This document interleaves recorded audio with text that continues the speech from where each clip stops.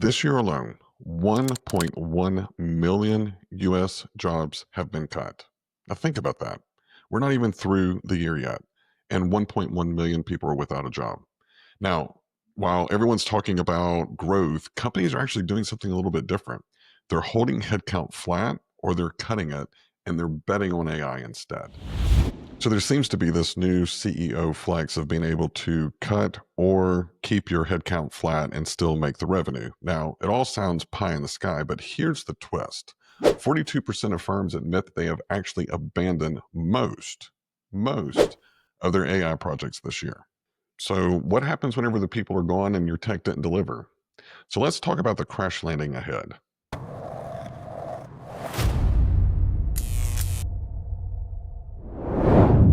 Welcome to the channel. I am Trent Cotton, your human capitalist, and for the past 20 plus years, I have lived in the human capital space. This channel is dedicated for the future of work and more specifically, how AI is changing it. Now, if you're a C-suite or forward-thinking CHRO, you have come to the right place. I don't do fluff. I only deal in facts and actionable strategies. So with that, let's dig in. Let's get into some facts. In October alone, the U.S. employers cut more jobs than any other month since the pandemic 5 years ago. That puts us past 1.1 million layoffs for 2025, which is the highest since the Great Recession. Now, these are not just minor course corrections. These are mega layoffs. We've heard about 48,000 jobs cut at UPS, potentially 30,000 more at Amazon, and Target is also cutting. And they're just a couple of the headliners.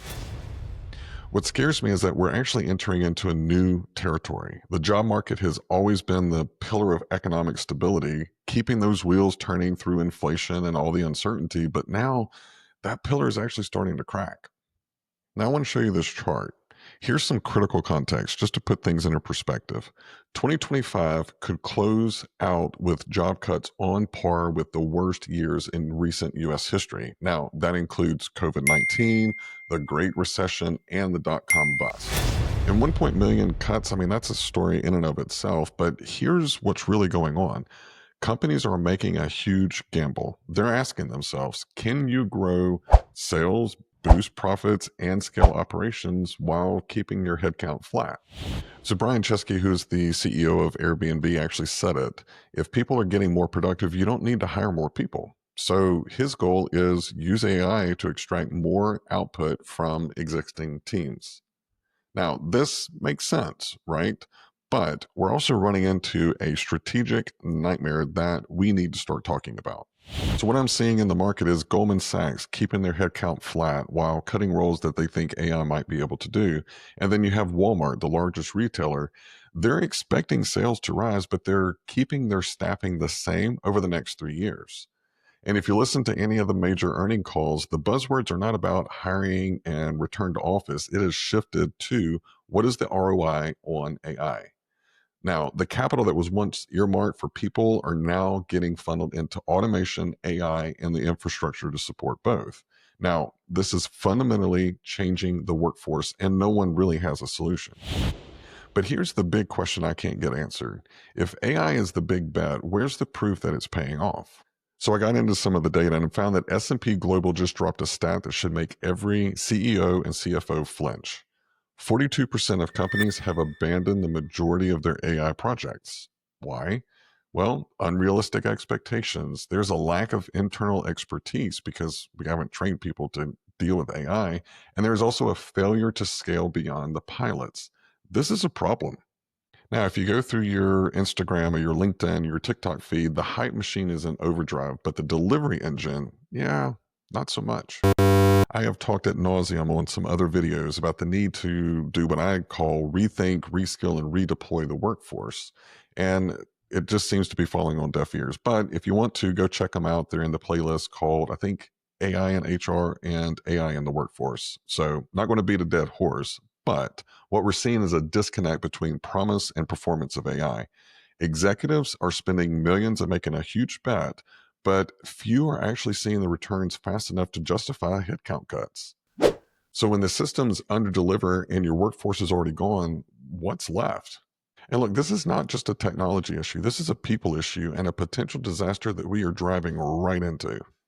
But let's talk about what happens to the people. There are 1.1 million jobs that are already gone, and there is no coordinated upskilling effort in place.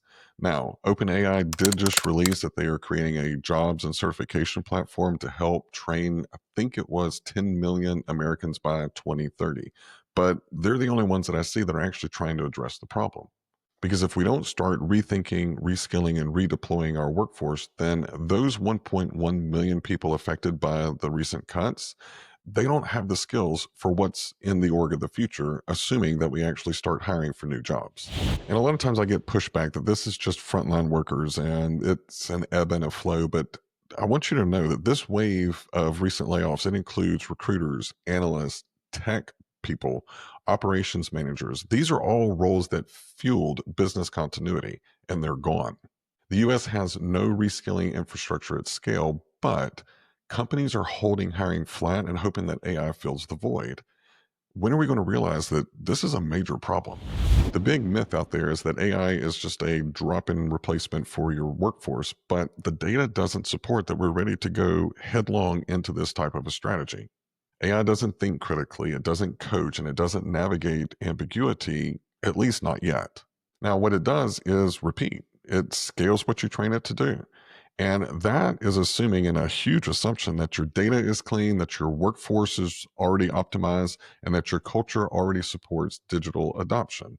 Spoiler alert, most organizations don't check one of those, much less all three of those boxes.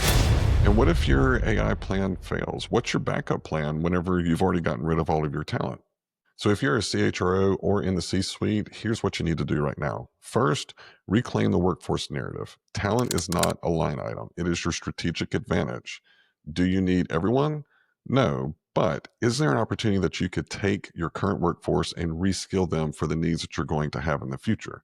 If so, what does that plan look like? And for my HR people, this is the time to lead. You always want a seat at the table. This is when you take it and you prove the worth that human capital has in every single organization. Now, you may be thinking, hey, Trent, don't worry about it. I've got a plan. If so, answer this question for me.